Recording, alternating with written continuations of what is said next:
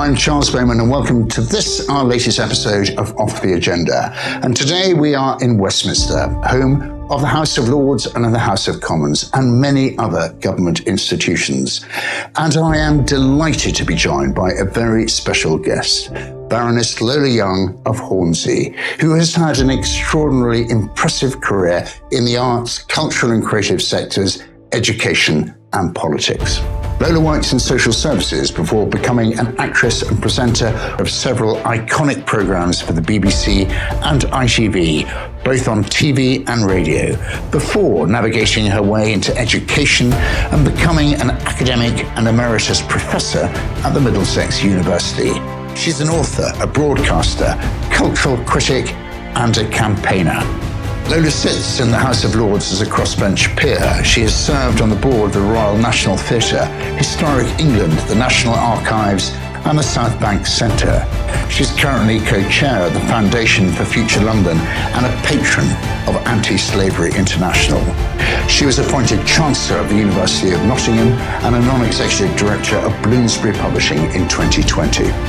In 2001, Lola was appointed an Officer of the Order of the British Empire in the New Year's Honours for services to British Black history. And in June 2004, she was created a life peer, taking the title of Baroness Young of Hornsey. It is my great pleasure to welcome her to Off the Agenda.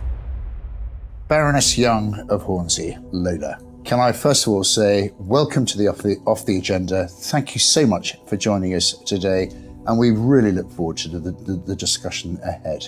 Can I start by going back to the beginning? You were born to Nigerian parents in 1951, grew up in North London in foster care, and you were educated at the Parliament Hill School for Girls in London.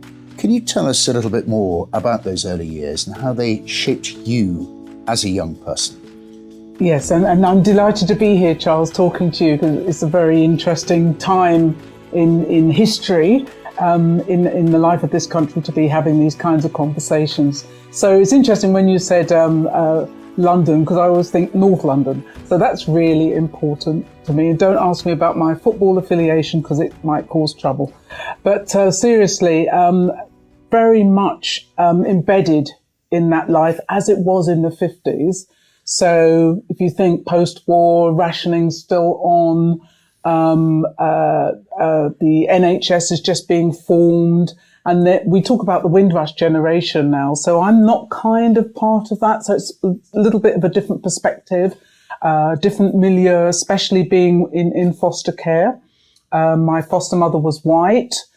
She had several children living in kind of conditions that would not be allowed today.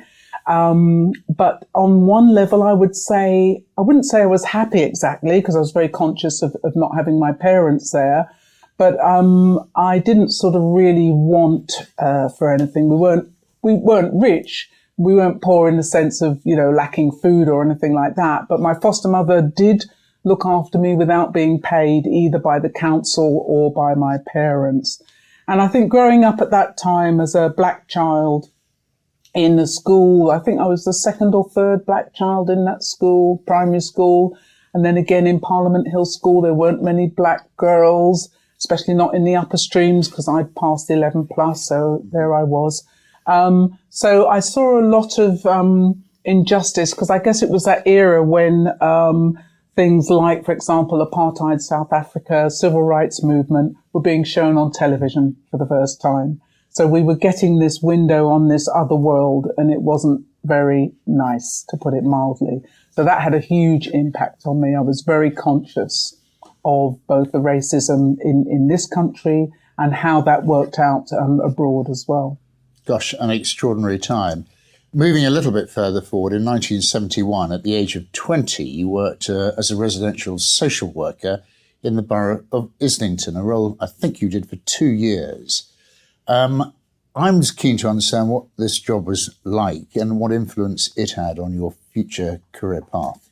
Yes, well, it's part of the continuum with being in foster care, because that foster mother died when I was about 14. Gosh. And then from then onwards, I was in and out of children's homes, various children's homes in north of London, I should say, but still in the care of Islington.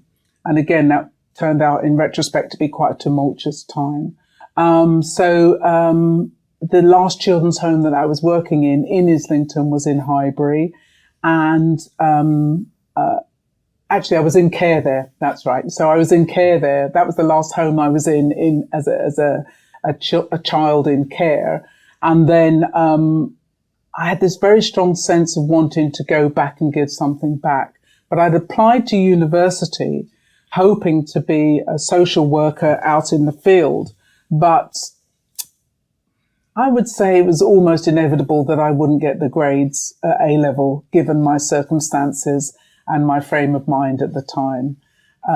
And so I didn't get good enough grades to go to university, so decided to be a social worker, a residential social worker instead, in a children's home. So basically, you're looking after children in the care system. And then following on from that, you actually did go on to pursue your studies, and you graduated from the New College of Speech and Drama in 1975, where you received a teaching certificate in dramatic art. I'm keen to understand the process from where you were in that previous work into that educational framework again, and what really inspired you to choose a career path in the arts? Yeah, it's a funny one, isn't it? And I can sort of look back and put this framework on it, which makes it seem neater than it probably is. But actually, I left a little bit of work experience out. So when I first left school without the requisite A-levels, I went to work for what was then the North Thames Gas Board. And so, I put that in because that was when I was elected as a rep for the group that I was working with. And just to give you a sense of the times, I went to head office to ask if women could be allowed to wear trousers in the office. Gosh. You know, the horror. But actually I was quite shy then. It might be sort of difficult to understand that now. I was quite shy and socially inept. I mean, I just didn't, having been brought up in foster care in quite a sheltered position and then going into children's homes, none of the kind of social skills were there basically. And I'd never had anybody to say, oh, this is how you behave in these situations.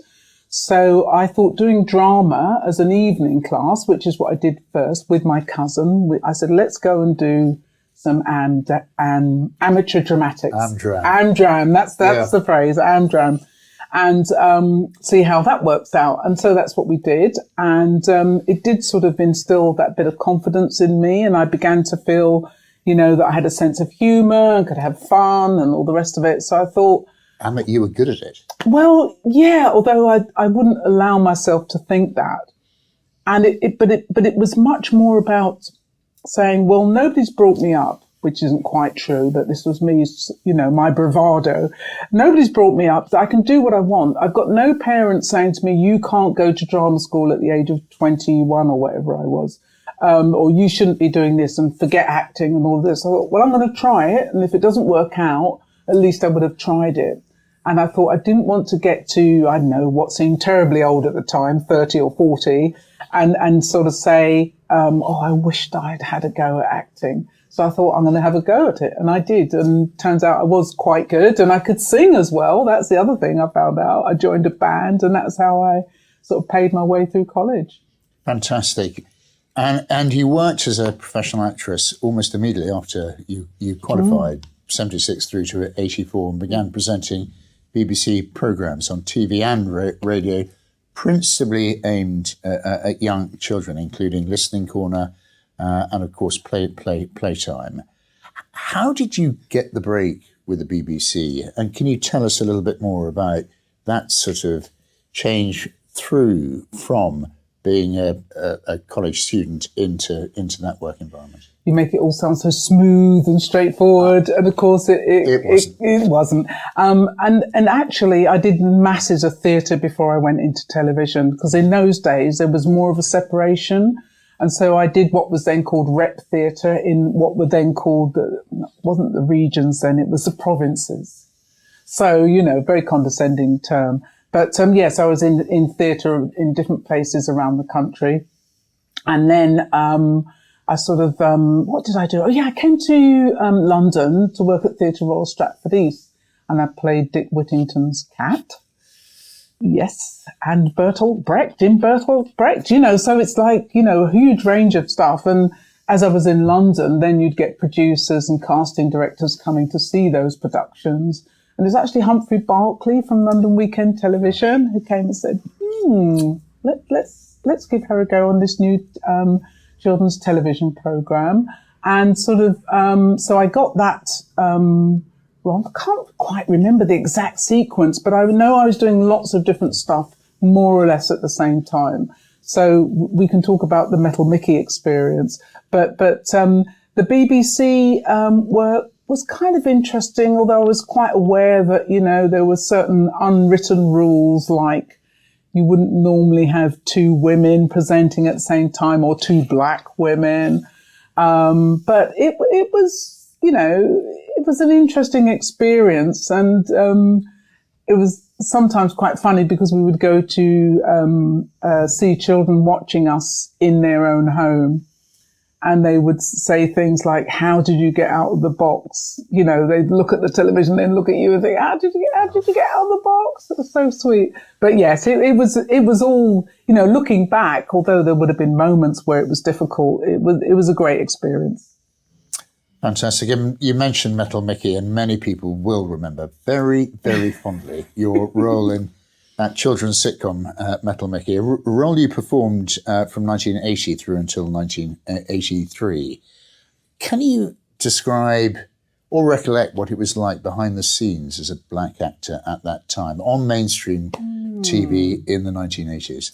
Yeah, that's a good question, actually, because I'd come to that now. These things sort of the memories start flooding back. And I'd actually done an episode of another sitcom that was a London Weekend sitcom. I can't remember the title of it now, but it was about a black woman being married to a white guy. And so, that was obviously sort of focused on stereotypes and ideas about race that they were trying to debunk in that program. But with Metal Mickey, the role was kind of, don't know what to call it, neutral. It wasn't written as a black role with a capital B and capital R. It was more or less, okay, so you're the girlfriend who lives next door and that's it, with your mum and dad, and that was it. So that was quite refreshing, particularly for television. And at the time it was quite sort of far-sighted, I guess, because it wasn't long after things like Mind Your Language, which were pretty appalling, actually, around racial politics. So it was a bit of a breath of fresh air. But it wasn't something I was prepared for in terms of being recognised in the street and so on. And actually, today it would be so much more intense, and all the scrutiny that would come through social media. We didn't have that. But it was sort of, don't go out when the kids are coming out of school because they'll all be looking at you and sort of wanting your autograph and all the rest of it. Did you enjoy it? Was it frightening? It wasn't frightening, and it was quite amazing to be in a show with Irene Handel. Yeah. And the thing was that I was like a good 8 or 9 years older than what was meant to be my peer group within that program. So that was quite funny. I felt very worldly wise, particularly given my background, but there was Irene Handel, a total legend, sitting there, and she was very funny. Of course, she was very funny. But also it was directed by Mickey DeLentz, again, circus boy. I'd sat and watched these people on the television. So yeah, it was quite, I suppose I was in awe for a while. Yeah, I was. It was quite awe-inspiring. Fantastic. And we will remember it very, very fondly, very fondly. In 1995, thereafter, you almost a different track. You published Fear of the Dark, Race, Gender and Sexuality in Cinema, and you are an recognised author now. And then from 2001 to 2004, you were head of culture at the GLA, and following which you were created a life peer. That happened in June 2004, taking the title of Baroness Young of Hornsey, of course in the borough of Haringey. And in your time within the House of Lords, gosh, you have done a lot. As chair of the all-party parliamentary groups on ethics and sustainability, fashion, sport, modern slavery, and indeed human rights. And part of your scope of the work in the House of Lords has been to improve legislation on modern slavery and the transparency in supply chain reporting. I'm particularly keen to understand the deeper context there about this and your other policy work that you've undertaken in your role sitting in the House of Lords. It's quite complicated, actually, Charles. And so, forgive me if I go on, but do feel free to interrupt me by the same token. Otherwise, you'll get sort of 101 on modern slavery. But I guess what I would say is from that childhood and that growing up, I had a very keen sense of my own interpretation of what was right and what was wrong, what was justice and what wasn't. And so when I went into the House of Lords, having an arts background, I'm thinking, what am I going to be doing here? Because, there's quite a lot that's obviously nothing to do with the arts, apparently, on the surface. And then I thought, well, there's all that policy work you've done around equality and diversity and just beginning to think about environmental sustainability too. So, but it was one of those serendipitous things that happened in 2009. I was in my office and somebody called up and said Anti-Slavery International and what was then called Liberty want somebody to put down an amendment to the Coroners and Justice Bill that was the then Labour government one of the flagship bills. And this clause, this amendment was about forced labour and domestic servitude. And I said, yeah, but that doesn't happen here. And so, of course, I was briefed. Yes, it does. So to cut a long story short, that was the start of my journey, as it were, around modern forms of slavery.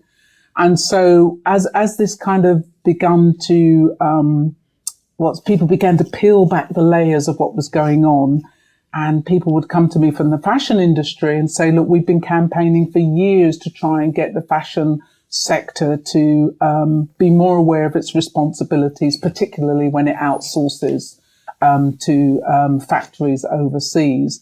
Then we had the awful tragedy of Rana Plaza building in 2013, which was a real, it's horrible to say it because of, all the people that died, 1,100 people died, but it was a watershed in terms of campaigners being able to say, look, this is part of the problem. And you are part of that problem. And it's not just about fast fashion. It's about all the way up the different grades of fashion companies. So what are you going to do about it?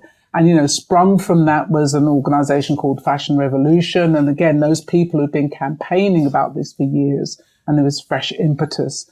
And I said, well, look, what can I do? Can I do something to support that? I love clothes and fashion. I want to know more about the bad side of it. And we can spread awareness amongst parliamentarians and perhaps the general public and the fashion industry. So that's what we did. So that was 2009. And so it's 13 years ago. And a lot of the things that those campaigners were into then has become much more mainstream. It has, and more people know about it. So when we talk about supply chains, we're talking about, if you want to take it right to the very beginning, it's the seed that goes into the ground to grow the cotton, and then the cotton is picked, and then it goes to be, processed, then it goes to be dyed, and then it goes there, then it's made into garments, etc., etc. All of that is part of the supply chain. And at any point along that, particularly when it takes place in countries that don't have sort of very high levels of scrutiny or have weak law enforcement, at any stage along that supply chain, you can have people being horribly abused and exploited. And many of those people will be women, because garment industry is very highly populated by women. So yes, we're talking about places like India, Pakistan, Bangladesh, Vietnam, but we're also talking about things that happen here. And I think that's been one of the big challenges for this movement, if you like, to say that don't think it's only about something that happens to other people over there somewhere. And more recently, I'm sort of pleased to say that people are joining the dots between environmental sustainability modern forms of slavery. Social sustainability. Exactly. Yeah, exactly. So all of those things coming together to me is a welcome move, because then we can begin to think about the holistic solutions to holistic problems. But as long as you've got little bits sectioned off here and there, and also if you're sorry, did you want to say? No, carry on, please. Sorry, you see what's happened, sort of galloping through, trying to get everything in. But, for an ordinary consumer, if you've got, like 2 children and you've got to clothe them for school, particularly now with the cost of living being so high and rising, you are not going to sit down and say, well, now I've got to read through all of these modern slavery statements just to make sure that these clothes haven't come back. You can't, I don't expect that of people, and it's wrong to expect that of people. So to me, the ball is very firmly in the court of government in terms of regulation and legislation, and those companies themselves, because they have to review their business models and see that they cannot be dependent on these really exploitative labour systems. It's extraordinary. And you reflect on the amount of change that we've seen in the last 10, 15 years or so. And you mentioned the consumer. I see it even in two daughters that have changed habits in relation to how they think and how they buy. Yes, a huge amount of difference in the awareness that we see today. But you mentioned the word journey, and clearly this is a journey. How far down the journey do you think we are? What do you see as the next steps, and what can we all do to make it even better? That's the 64,000 trillion billion question, isn't it? And I think that what we, and it's going to sound trite, Charles, but I mean, essentially we have to work together and we have to recognize what the issues are. So to me, the big problems around environmental sustainability, around the way that people are exploited, the way that we're encouraged to think like, if we don't buy, particularly for women, but also for men as well, particularly younger men, if you don't buy this, then somehow you're not a proper human being. So keep buying stuff. We've got to retrain ourselves, but we can't do that on our own. Me switching off the lights, every time I go out of a room is not going to, address all of the issues around climate change, right? So, especially when you see big companies and they're building sort of, ablaze with lights at the end of the day and so on and so forth. So the solutions has to be weighted towards, as I say, the companies and the government. Now, for the ordinary consumer, I do think it's difficult because I want to say that everybody has a role to play. But again, I'm very conscious of the fact that there'll be a lot of people who are, their role is to try and find the food to go on the table, right? We've got this explosion of food banks, which is, in my view, totally unacceptable. I don't know how we can tolerate that situation. So how can you tell those people, you've got to be a bit more conscious about doing this, that, and the other? So, those of us who can, should, I think is my sort of phrase. And we, depending on where we are, in terms of our roles in jobs and society and what have you, we should be pressuring our politicians to do a lot more. We're in the middle of our second heat wave of the summer.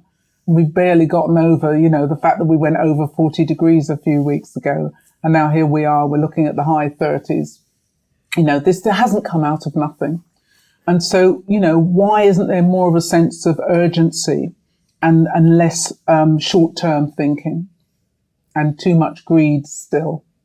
Yes, long-term thinking. I think that that's something that we can all take with us each and every day. I'm going to return to the arts, if I may, and you've been a role model to others throughout your career. And it is, of course, the arts is, of course, a sector where difference counts and where social mobility, or social media, more to the point, as you mentioned earlier, is more accessible than ever. And many cultural organisations are transforming. Everyone is looking for the next big thing.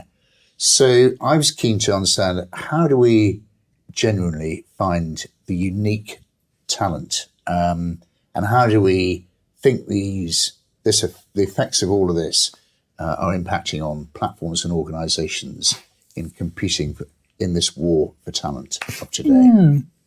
Well, as I've already suggested, I'm also a big football fan. So I sort of think it's the parallels are very interesting in terms of, in sport, particularly in football, we're quite happy, as it were, with the idea of elite sports people, right? And like you say, super talented people, for whatever reason, going out there and doing things that other people can't do. And if you look through the football pyramid, as it were, as imperfect as it is, especially when you get to grassroots level, it's really open. It's really open. Maybe could be even more open. And we know that there are pockets like girls aren't getting quite as much time on the pitch as boys, et cetera, et cetera. But by and large, I see it as being much more open than the arts, because there's still this thing attached to the arts. And it's on all sides, right? Because some people will come from families that say, what do you mean going into the arts? That's not a proper job. You can't earn a living as a writer or painter or an actor or whatever. And, it's not respectable or whatever. So, there's that kind of attitude that we need to shift a little bit, I think. And at the same time, some of our institutions, they make all the right noises, Charles, but at the end of the day, what is the difference? Yep. And if I may, I'll refer back to that moment when George Floyd was murdered a couple of years ago, and the resurgence of Black Lives Matter.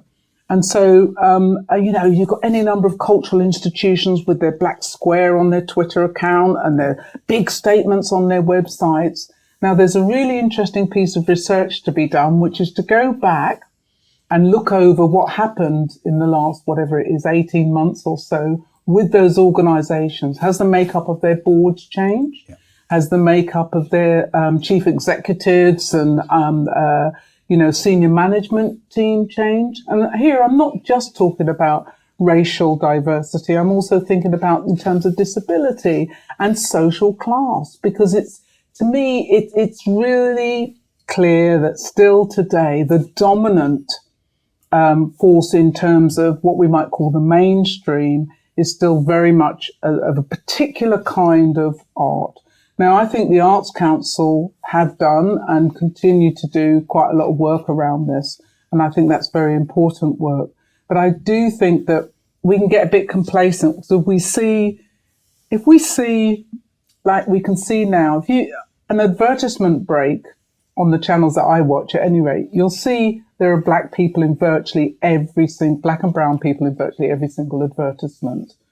But again, so that's okay, but what's happening behind the scenes? If it's no different on the boards, at senior level, et cetera, and in terms of gender representation as well. So what's the difference? It's cosmetic. We need to get beyond this kind of surface thing. And I think as I say, in sport, it's just quite an interesting comparison. I'm not saying it's perfect, but I'm just saying that it seems to be, I don't know, it's complicated anyway. But I do think that we've got loads more to do in the arts to make it more. Actually, though, what I would say on the other side, you refer to social media, right? So what I know about young people, insofar as I know many young people, is that they can make their own work without reference to these big institutions. But we're paying for them and they pay for them as well. So they should have that as a choice, even if they turn it down. Fascinating observation. We must hear before the end of this discussion where your football allegiance lies. Oh. Maybe I shall ask that question. But anyhow, you mentioned the Arts Council receiving investment as part of GCMS's Cultural Investment Fund.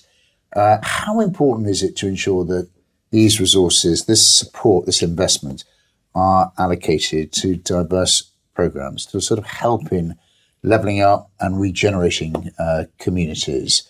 And indeed, what is the role that the arts can play in this agenda more broadly? Well, it's very important. We're talking about public funding, and I absolutely support that. Although, it's really hard in times of stress, particularly, for example, for local authorities.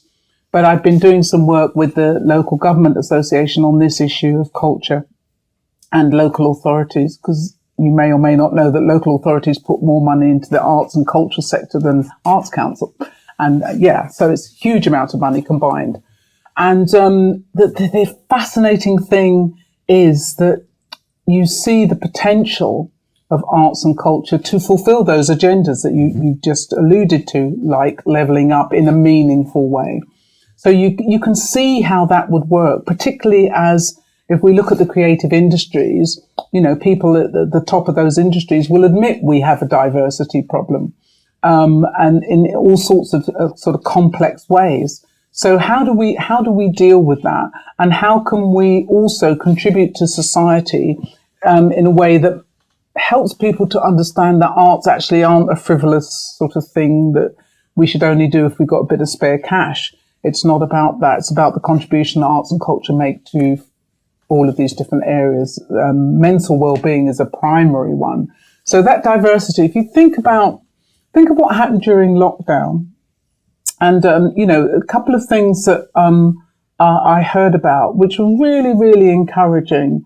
So an organisation that I've worked with in the past and I'm patron of, Autograph, they've done a lot of work with neurodivergent peoples. Okay, so mainly all people on the autistic spectrum, and for those young people to be able to express themselves and to do that consistently has been great. And then we have lockdown. So what do you do? How do you make sure that service just doesn't disappear? And so many arts organisations did very similar things. They would send around the materials to people's houses, literally give those sort of the equipment and the materials that you need to make work so you can continue to do that. And then have that contact via Zoom or whatever. And I think, once you see, I'm not saying all arts have to do that, but that's the bit of the arts sector that I'm interested in. How you can see the difference that it makes to people's lives, to their sense of self-esteem, their ability to be able to articulate their experiences in a way that is really constructive. And so I think it's absolutely fundamental to me that the public funding for the arts, at least a solid amount of that should be used in that way.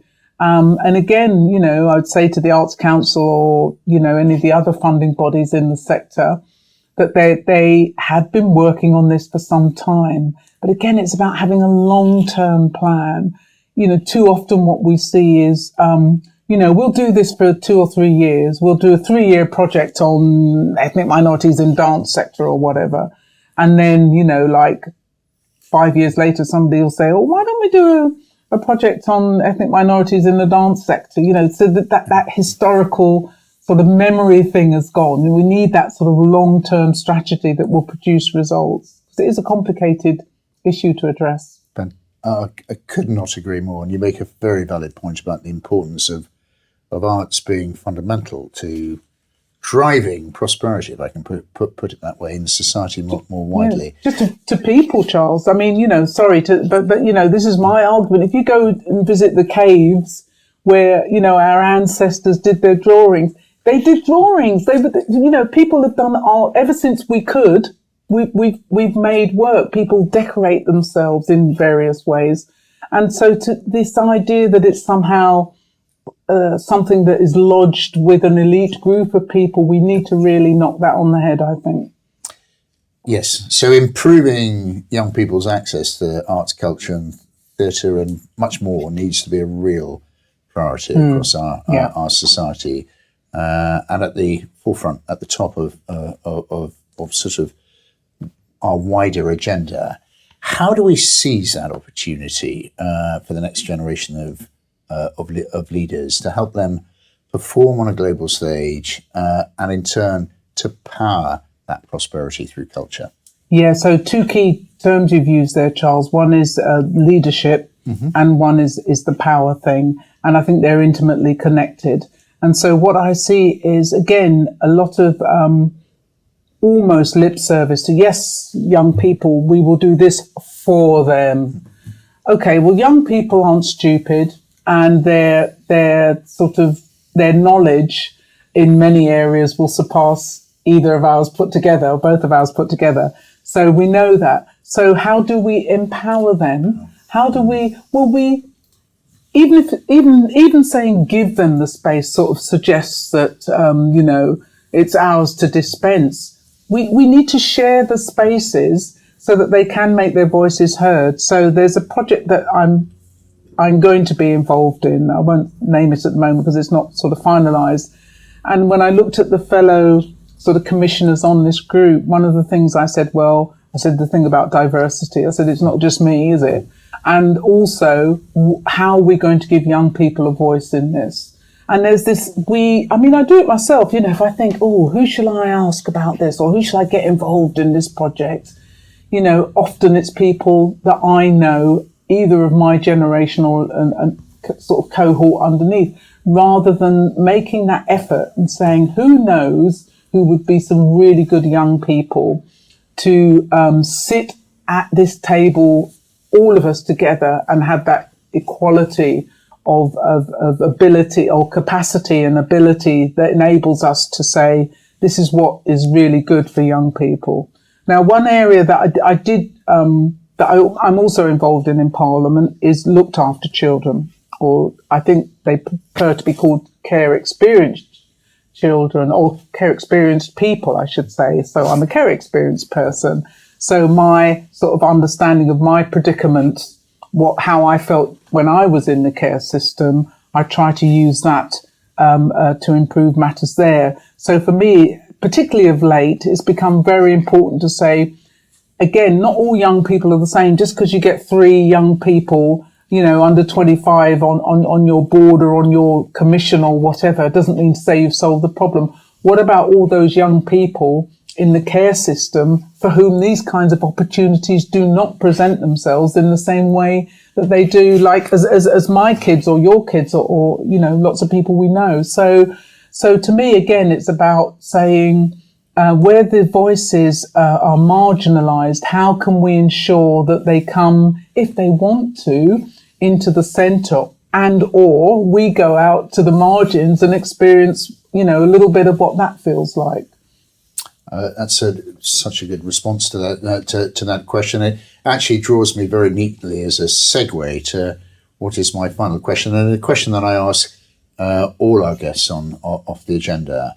And it is that we live in these complex, as you put it, and challenging and difficult times where hope and aspiration are really needed. What would be the lines of support and encouragement and advice that you would give to that younger generation as they start out on their own career path? That's the biggie, isn't it? As a young person might say. No, but seriously, it is a very big question. And yes, you're right. It does sort of follow on from what we were talking about earlier.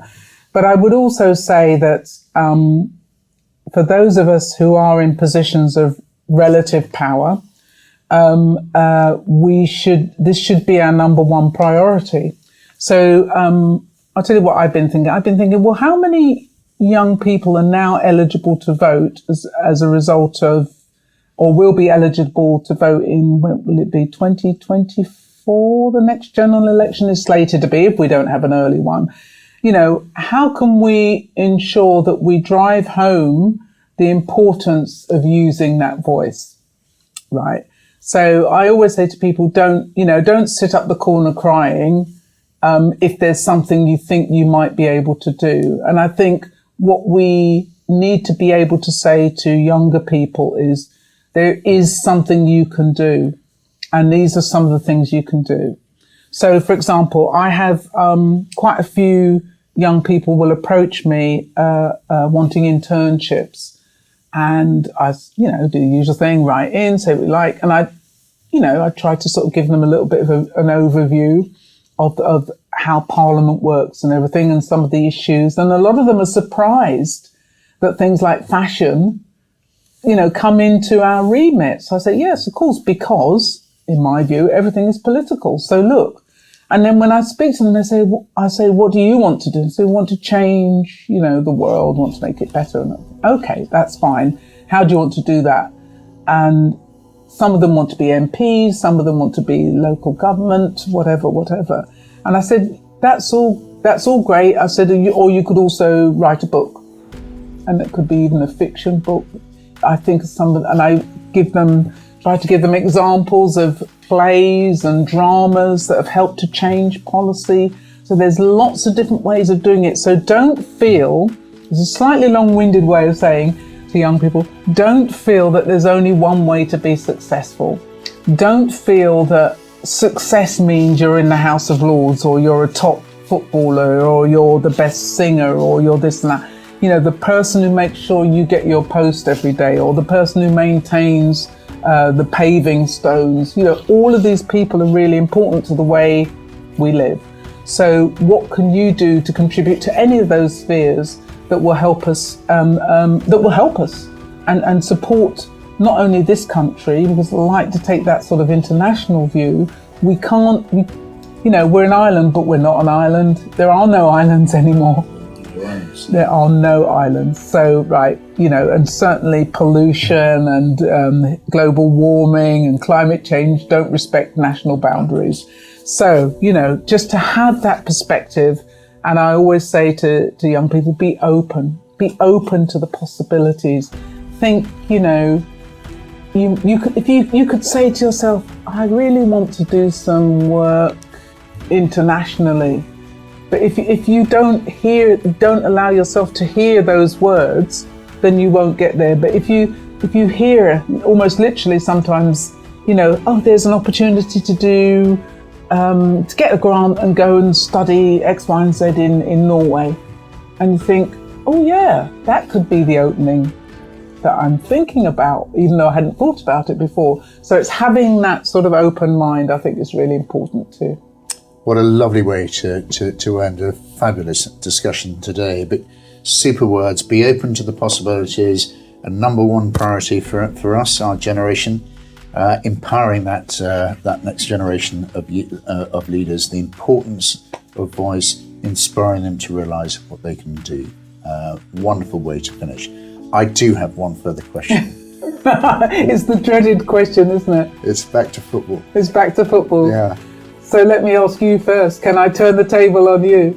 Do you support a team? I support a number of teams, but as an East Anglian who lives in just outside of or between Bury St Edmunds and Ipswich, and having grown up as an East Anglian, I remember very fondly the days when Ipswich Town, the Tractor Boys, performed very well. Yes, they did. They did. On a Saturday afternoon, I would, generally speaking, look to see how Ipswich have fared.